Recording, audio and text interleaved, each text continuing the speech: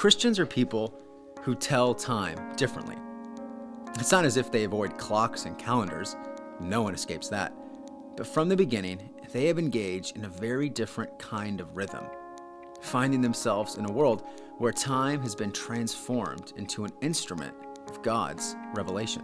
In other words, Christians made their own calendar and relive the story of God throughout the year.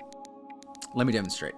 So the church calendar is divided into two halves. The first half starts in December with Advent, and it stretches all the way to Pentecost in May or June.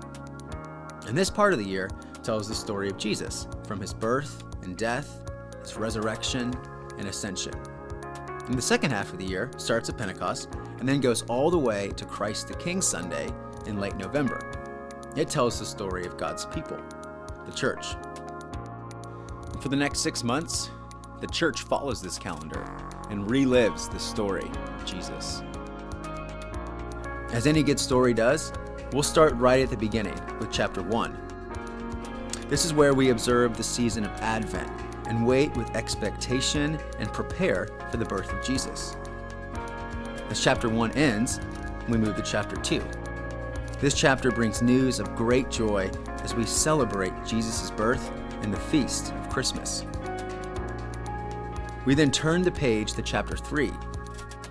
We remember the appearance of Jesus to the entire world, represented by the visiting Magi from afar. The story begins its climax with chapter 4.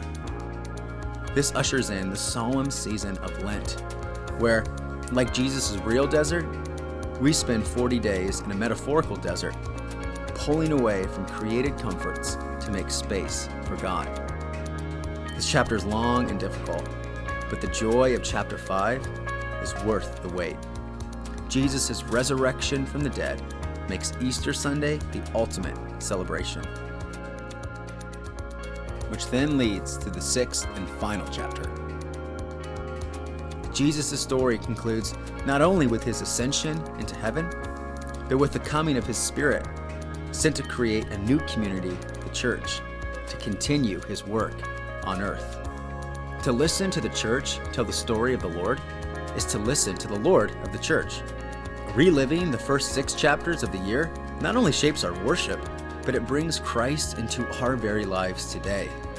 In Advent, Christmas, and Epiphany, it's as if we're with him in his birth and earthly ministry. In Lent, Easter, and Pentecost, we are again right by his side through death, burial, and resurrection. Living our faith through the lens of Jesus sanctifies our own lives.